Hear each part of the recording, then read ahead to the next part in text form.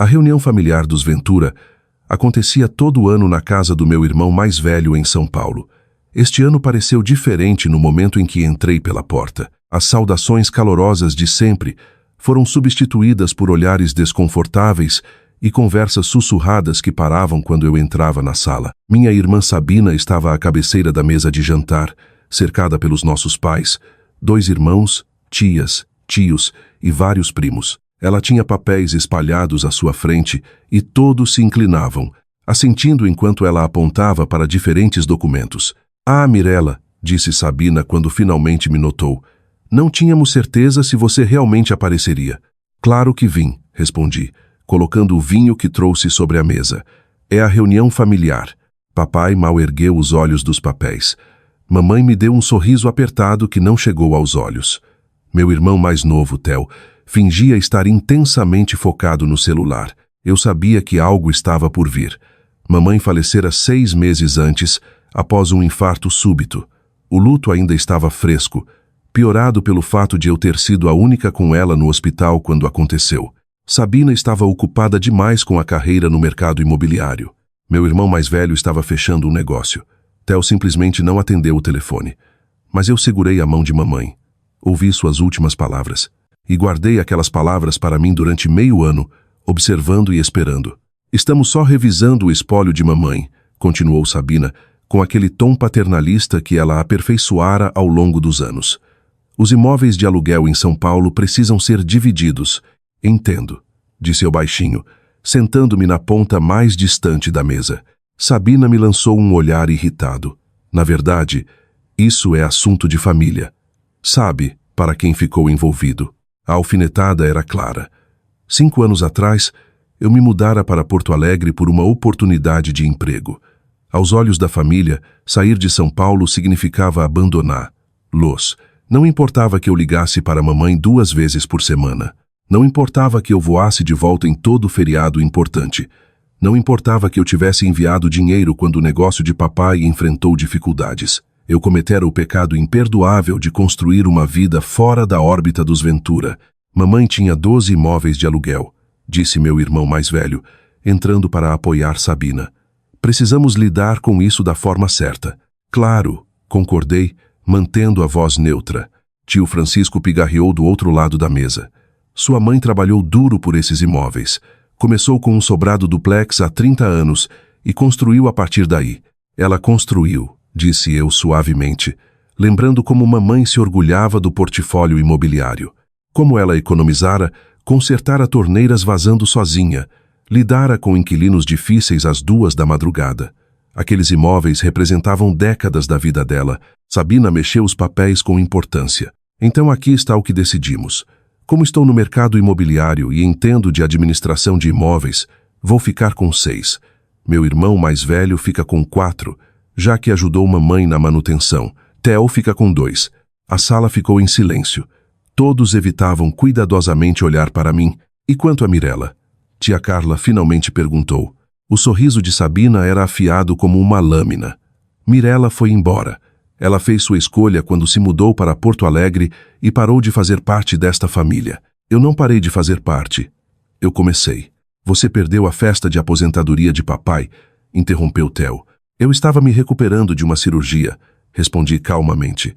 "Enviei uma mensagem em vídeo e um presente." "Você não esteve no jantar de promoção do meu irmão", acrescentou Sabina. "Eu estava no hospital com mamãe aquela semana. Ela teve pneumonia. Onde estavam todos vocês?" O silêncio que se seguiu foi ensurdecedor.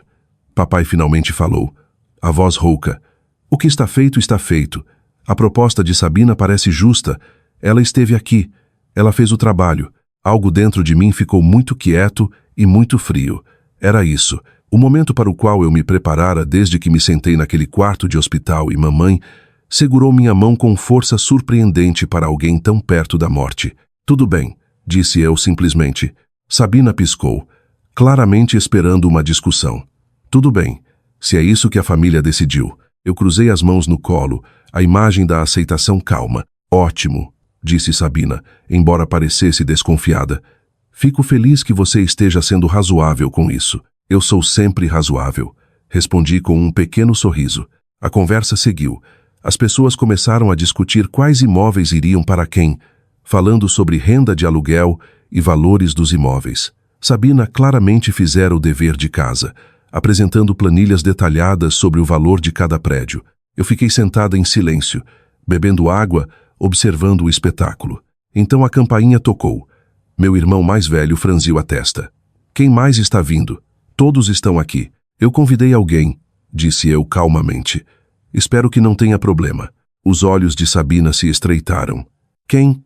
Eu me levantei e fui até a porta.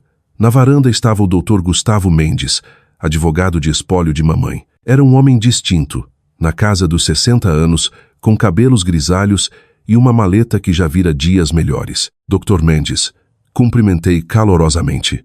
Obrigada por vir. Claro, Mirella, disse ele, a voz profissional mais gentil. Acho que é hora. Voltamos juntos para a sala de jantar. O burburinho da reunião familiar morreu instantaneamente.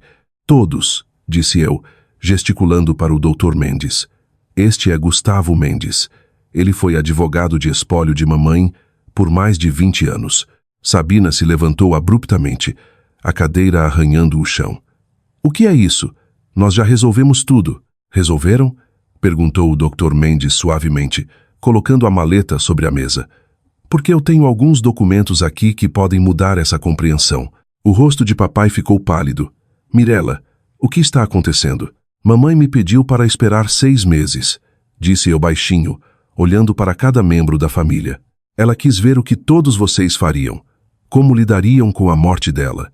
Se lembrariam da filha que se mudou, mas nunca parou de ligar, nunca parou de se importar. Isso é ridículo, rebateu Sabina. Esses imóveis não são seus para dividir. O Dr. Mendes interrompeu suavemente.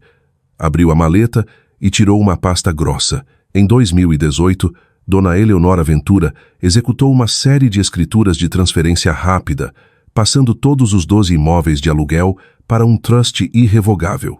A sala ficou completamente silenciosa. A beneficiária desse trust, continuou o Dr. Mendes, tirando documento após documento, é a filha dela, Mirella Ann Ventura. Theo até riu. Isso é impossível. Mamãe nunca faria isso. Sua mãe veio ao meu escritório em março de 2018, disse o Dr. Mendes, a voz cortando a sala como uma faca. Ela foi muito clara sobre seus desejos. Ela disse, e cito, Sabina se importa com meus imóveis.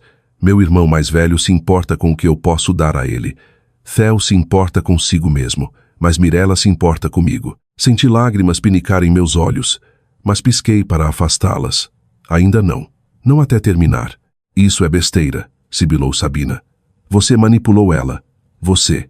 As transferências foram testemunhadas e autenticadas, disse o Dr. Mendes calmamente. Todos os 12 imóveis.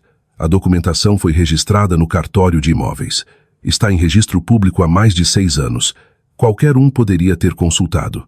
Ele começou a colocar os documentos sobre a mesa, escritura após escritura, cada uma mostrando a transferência do imóvel de Eleonora Ventura para o trust irrevogável de Mirella Ann Ventura, o duplex da Rua Catalina, o quadruplex da Avenida Roosevelt, os apartamentos da Rua Grant, o imóvel comercial da Avenida Speedway, todos os 12, um a um, sua nova propriedade, clara na linguagem legal preta no branco. Mas nós estamos administrando esses imóveis, gaguejou meu irmão mais velho. Estamos coletando aluguel, cuidando da manutenção. Sim, disse eu baixinho, estão. E cada real desse aluguel foi depositado em contas que eu venho monitorando. Cada reparo, cada despesa, cada interação com o inquilino, tudo documentado. O rosto de Sabina passou de vermelho para branco. Você estava nos espionando? Eu estava vigiando meus imóveis, corrigi. Imóveis que legalmente se tornaram meus em 2018. Imóveis que vocês todos vêm administrando em meu nome, quisessem ou não. Isso não pode ser legal, disse papai desesperado. Eleonora não faria isso sem nos contar. Ela contou a Mirella, disse o Dr. Mendes. Essa foi a escolha dela e foi inteiramente legal. Dona Eleonora estava lúcida e com intenção clara. Tenho documentação de nossas conversas, seu raciocínio e suas instruções explícitas. Tia Carla falou do canto. Por que Eleonora faria isso? Respirei fundo, lembrando aquele quarto de hospital. A respiração ofegante de mamãe, o bip constante das máquinas, a mão dela na minha, porque ela nos testou, disse eu. E observou quem aparecia, quem ligava, quem se importava com ela, versus quem se importava com o dinheiro dela. Isso não é justo, protestou Theo. Nós todos amávamos mamãe. Amavam? Perguntei. A voz ainda calma, mas agora com um tom. Porque tenho registros de ligações mostrando que liguei para ela 127 vezes no ano antes de ela morrer. Sabina, você ligou 14 vezes. Meu irmão mais velho, 9. Theo, 6. Estávamos ocupados, gritou Sabina. Eu também, respondi. Tinha um emprego em tempo integral, uma vida, mas arranjei tempo. Toda terça e sexta à noite, sem falta, conversávamos por horas. Sobre o quê? Perguntou meu irmão mais velho amargamente. Dos preciosos imóveis dela? Sobre a vida dela, disse eu suavemente. O jardim, o clube do livro, as preocupações com a pressão arterial de papai, as inquietações com todos vocês, o orgulho dos netos, as memórias da nossa infância, tudo o que importava para ela. O silêncio que caiu foi pesado de realização e vergonha. Tem mais, disse o Dr. Mendes, tirando outro arquivo.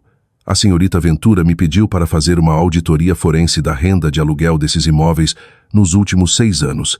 Sabina ficou imóvel. Parece, continuou o Dr. Mendes, que uma renda de aluguel totalizando aproximadamente R$ 1.700.000 não foi contabilizada. O que você está dizendo? Exigiu papai.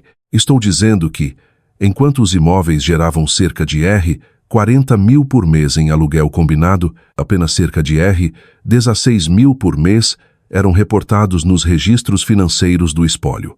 O resto parece ter sido desviado. Isso é mentira, gritou Sabina, mas a voz falhou. O Dr. Mendes abriu calmamente um livro-caixa. Imóvel A, o duplex da Rua Catalina, tem 2 unidades alugadas por R$ 4.750 cada, mas apenas R$ 5.500 por mês foram reportados. Imóvel B, o quadruplex da Avenida Roosevelt, gera R$ 19.000 mensais, mas apenas R$ 6.000 foram reportados. Continuo? Meu irmão mais velho se levantou abruptamente. Preciso de ar. Sente-se, disse eu, e algo na minha voz o fez congelar. Você não vai a lugar nenhum até isso terminar. Pela primeira vez na vida, meu irmão mais velho me obedeceu sem discutir. Os imóveis estão todos no meu nome agora, disse eu. Estão desde 2018, o que significa que cada real de aluguel coletado desde então legalmente me pertence. Cada real que foi retirado, escondido ou não reportado foi roubo. Você não faria isso, sussurrou Sabina. Somos família. Família? Repeti. Você quer dizer as pessoas que estavam agora mesmo dividindo imóveis que não possuíam? As pessoas que me disseram que eu não merecia nada porque me mudei para Porto Alegre? Essa família? Tia Carla falou novamente, a voz trêmula. Mirela, o que você vai fazer? Olhei para o Dr. Mendes, que me entregou outro documento. Eu o ergui para que todos vissem. Esta é uma notificação formal para a devolução de toda a renda de aluguel desviada, mais juros. O total chega a R$ 1.935.000. Não temos esse tipo de dinheiro, exclamou Theo. Então vocês vão precisar dar um jeito, disse eu calmamente. Tem 30 dias. E se não conseguirmos? Perguntou meu irmão mais velho. Então vamos à justiça, disse o Dr. Mendes. E possivelmente acusações criminais por apropriação indébita e fraude. Sabina desabou na cadeira. Seu mundo cuidadosamente construído desmoronando. Você não pode fazer isso. Mamãe não ia querer isso. Mamãe fez isso, disse eu. Minha voz finalmente mostrando emoção. Ela montou tudo isso há 6 anos porque sabia. Sabia quem vocês eram. Sabia o que aconteceria quando ela se fosse. Ela testou vocês e vocês falharam. O que ela disse para você? Perguntou o papai baixinho. No hospital, quais foram as últimas palavras? Senti as lágrimas virem então, mas não tentei pará-las. Ela disse, observe eles. Veja quem eles realmente são quando eu me for. Depois faça o que precisa ser feito. Você é a única forte o suficiente. A sala ficou silenciosa, exceto pelo choro abafado de alguém. Acho que era tia Carla. Eu não queria acreditar nela. Continuei. Achei que talvez ela estivesse paranoica. Talvez a medicação a deixasse cínica, mas eu observei, esperei, e vocês provaram que ela estava certa. E agora? Perguntou meu irmão mais velho, a voz oca. Você pega tudo e nós não ficamos com nada? Não, disse eu, e vi um lampejo de esperança em vários rostos. Vocês recebem exatamente o que mereceram, que é uma conta de R$ 1.935.000 em renda de aluguel roubada. Não podemos pagar isso, disse Sabina desesperada. Vocês conseguiram gastar, respondi. Sabina, vejo que comprou um novo carro importado no ano passado. Meu irmão mais velho, aquele barco na garagem parece caro. Theo, quanto você gastou em viagens nos últimos 3 anos? Theo se encolheu. O dinheiro estava lá quando vocês quiseram. Continuei. Achem um jeito de pagar de volta. E se pagarmos? Perguntou papai. Se de alguma forma conseguirmos esse dinheiro, então o quê? Pensei nisso. Então estamos quites. Os imóveis são meus, como estão há 6 anos. Eu mesma vou administrar. Luz daqui para frente. Vocês não terão nenhuma reivindicação sobre eles, nenhum envolvimento e nenhuma parte da renda. É isso. Só isso? Perguntou Sabina amargamente. Depois de tudo que mamãe construiu, você simplesmente nos corta? Mamãe cortou vocês, corrigi gentilmente. Em 2018, quando viu claramente o que só agora estou aceitando. Vocês amavam o que ela podia dar. Eu amava ela. Tio Francisco se levantou lentamente. Acho que preciso ir. Olhou para mim, os olhos tristes. Sua mãe era uma mulher sábia, Mirella. Sinto que chegou a isso. Ele saiu e lentamente os outros seguiram. A reunião se desfez em silêncio chocado e envergonhado. Em 20 minutos, só minha família imediata permanecia. Mamãe, papai, Sabina, meu irmão mais velho, Theo, o Dr. Mendes e eu. Preciso daqueles relatórios financeiros, disse o Dr. Mendes a Sabina.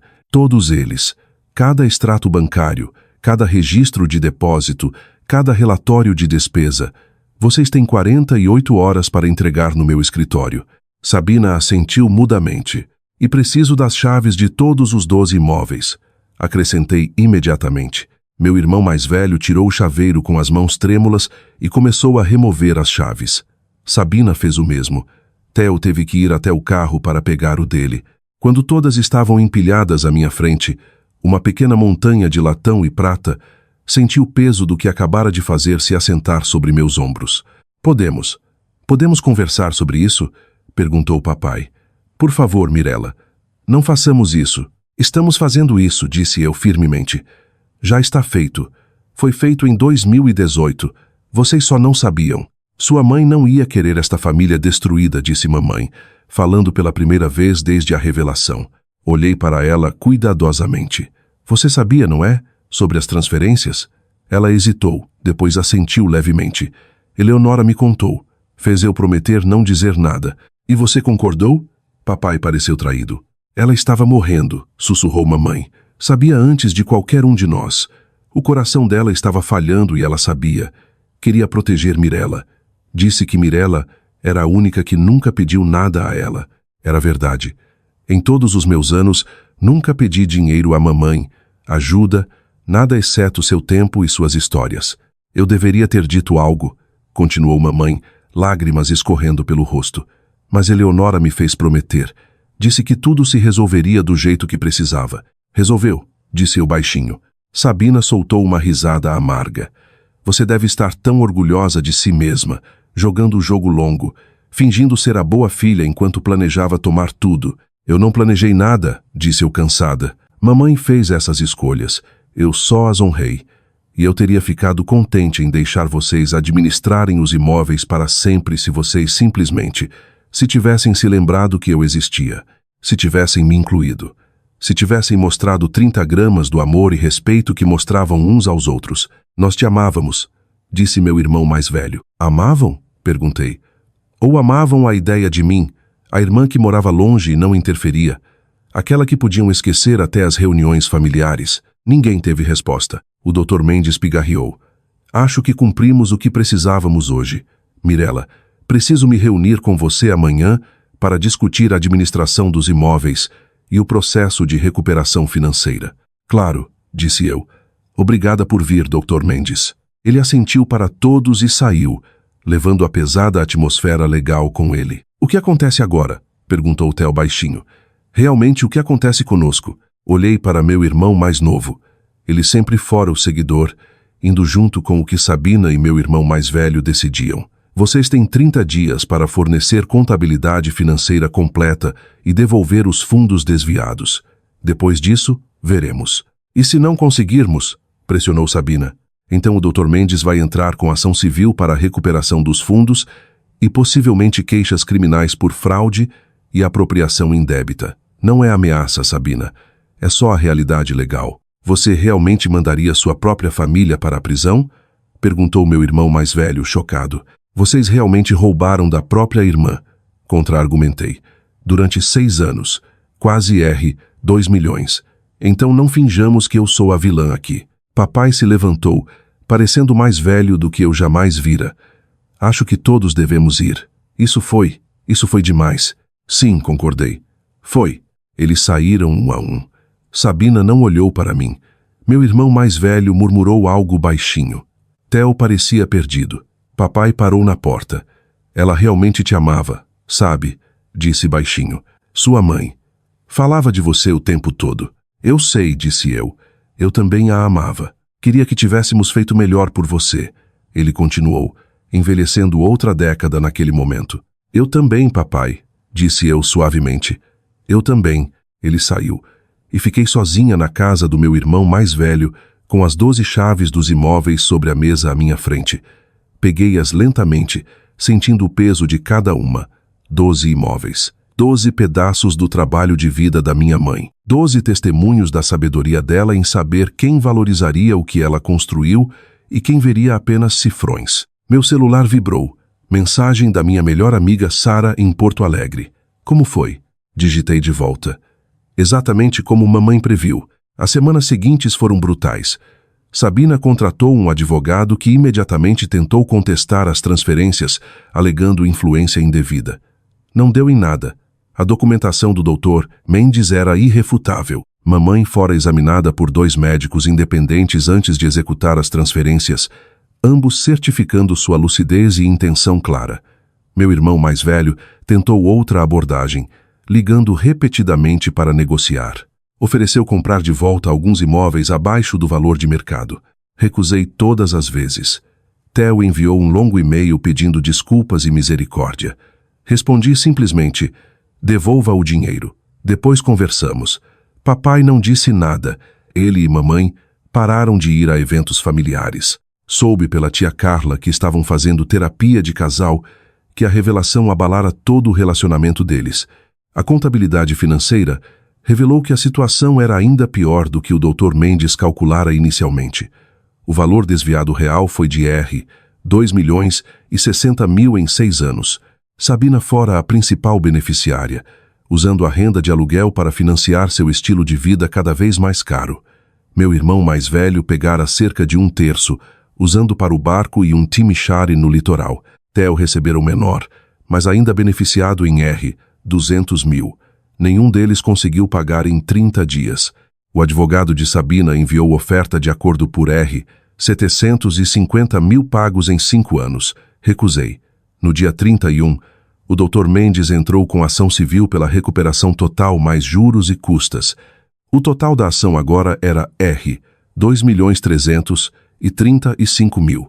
Sabina apareceu no meu hotel à noite, bêbada e chorando. Por favor, implorou. Por favor, não faça isso. Vou perder tudo. Você deveria ter pensado nisso antes de roubar de mim, disse eu, sem crueldade. 6 anos, Sabina. 6 anos. Eu não sabia que era seu, gritou ela. Isso não importa, respondi calmamente. Não era seu. Vocês nunca perguntaram.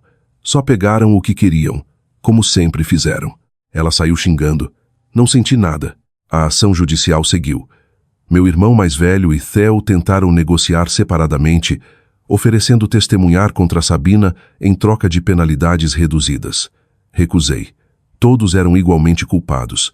3 meses após a reunião, o tribunal decidiu a meu favor. A sentença foi pelo valor total mais custas, 2.445.000 no total. Sabina pediu falência. Meu irmão mais velho teve que vender o barco e fazer segunda hipoteca na casa. Theo voltou a morar com meus pais. Não senti satisfação no sofrimento deles. Só uma tristeza profunda e cansada de que chegara a isso. Mas também senti outra coisa. Liberdade. Pela primeira vez na vida adulta, não precisava me perguntar se eu era o problema. Não precisava questionar se era sensível demais, distante demais, diferente demais.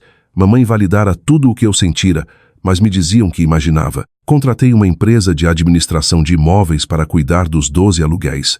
A renda, gerenciada corretamente e sem desvios, era substancial, cerca de R$ 480 mil por ano após despesas e impostos. Usei parte para criar um fundo de bolsas em nome de mamãe para jovens mulheres que cursam administração. O resto poupei, investi e vivi modestamente. Não larguei meu emprego em Porto Alegre. Não comprei mansão nem carro de luxo. Os imóveis não eram sobre riqueza para mim. Eram sobre validação, sobre amor, sobre uma mãe que via claramente a filha e a protegia. Voltei a São Paulo no aniversário da morte de mamãe. Levei flores para o túmulo dela, íris roxas, as favoritas. Cuidei deles, mamãe, disse baixinho, arrumando as flores. Como você pediu. Todos os 12 imóveis. Estão seguros, estão gerando renda, estão ajudando pessoas pelo fundo de bolsas. Você ficaria orgulhosa. O cemitério estava quieto, exceto por pássaros e tráfego distante. Sabina está se reerguendo, continuei. Conseguiu emprego numa concorrente, com salário bem menor, mas está trabalhando. Meu irmão mais velho vendeu o barco e ele e a esposa estão em terapia. Theo voltou para a faculdade. Papai e mamãe estão tentando. Tia Carla diz que às vezes perguntam por mim. Tracei o nome de mamãe na lápide. Eleonora Marie Ventura. Amada mãe, avó e amiga. Sinto sua falta, sussurrei. Todo dia. Mas obrigada por me ver, por me proteger, por me ensinar que amor não é estar presente nos momentos fáceis.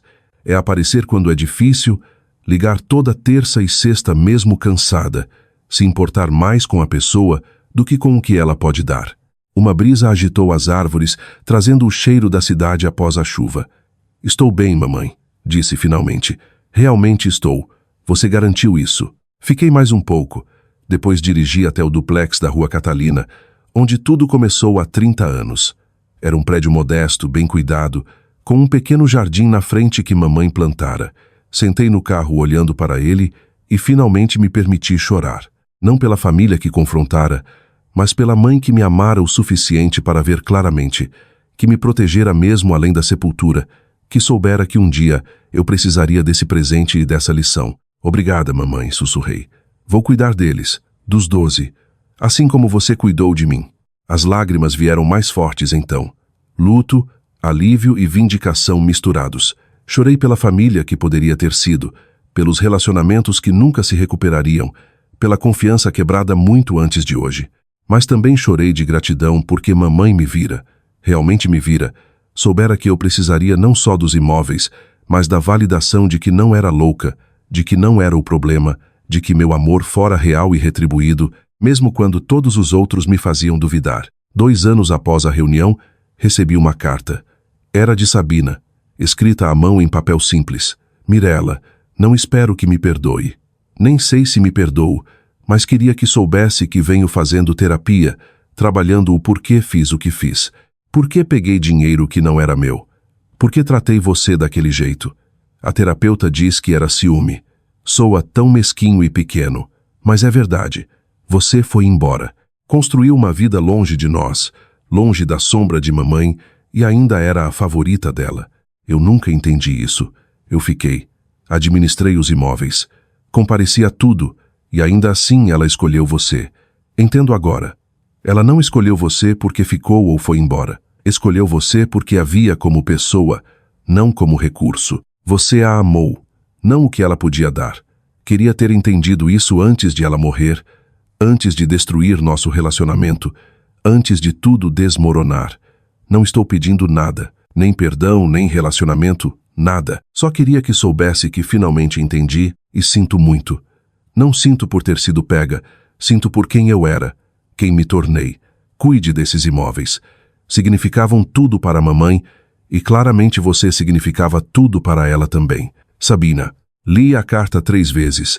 sentada no meu apartamento em Porto Alegre com lágrimas escorrendo pelo rosto. Então fiz algo que não fazia há 2 anos. Liguei para ela. Ela atendeu no terceiro toque, a voz incerta. Alô? É Mirella, disse eu. Silêncio. Recebi sua carta, continuei. Ah, disse ela baixinho. Não sabia se você leria. Li. E Sabina? Sim. Obrigada. Por entender. Finalmente. A respiração dela falhou. Isso significa. Não significa que estamos bem, disse eu gentilmente mais firme. Não significa que vou retirar a ação ou devolver imóveis. Não significa que vamos ser próximas novamente. Eu sei, sussurrou ela. Mas significa, continuei, que talvez um dia possamos tomar um café e conversar. E você pode me contar da terapia, e eu posso contar do fundo de bolsas de mamãe. E podemos tentar ser algo, não irmãs como éramos, mas algo. Eu gostaria disso, disse Sabina, chorando agora. Algum dia, quando você estiver pronta. Eu também, disse eu. Algum dia. Desligamos e fiquei sentada por um longo tempo olhando a carta. Mamãe estivera certa sobre tantas coisas. Certa sobre quem eram seus filhos. Certa sobre o que fariam. Certa sobre quem precisava de proteção. Mas não acho que nem mamãe poderia ter previsto isso, que a dor eventualmente levaria a crescimento, que o confronto forçaria mudança, que a verdade, por brutal que fosse, poderia, na verdade, nos libertar a todos. Os imóveis ainda geram renda. O fundo de bolsas ainda ajuda jovens mulheres.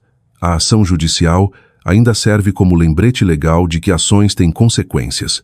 Mas agora havia também isso, uma carta, um pedido de desculpas, uma pequena semente de possibilidade de que talvez, só talvez, algo melhor pudesse crescer das cinzas do que foi destruído. Dobrei a carta cuidadosamente e guardei na gaveta da escrivaninha, ao lado da escritura do duplex da Rua Catalina e da foto de mamãe no jardim. O que você acha, mamãe? Perguntei ao quarto vazio. Damos uma chance a ela. A resposta não veio em palavras, mas em uma memória. A voz de mamãe 2 dias antes de morrer, fraca mas clara. As pessoas podem mudar, Mirella. Só raramente querem o suficiente. Mas quando querem, quando realmente querem, amor significa dar essa chance a elas. Sorri, limpando as lágrimas.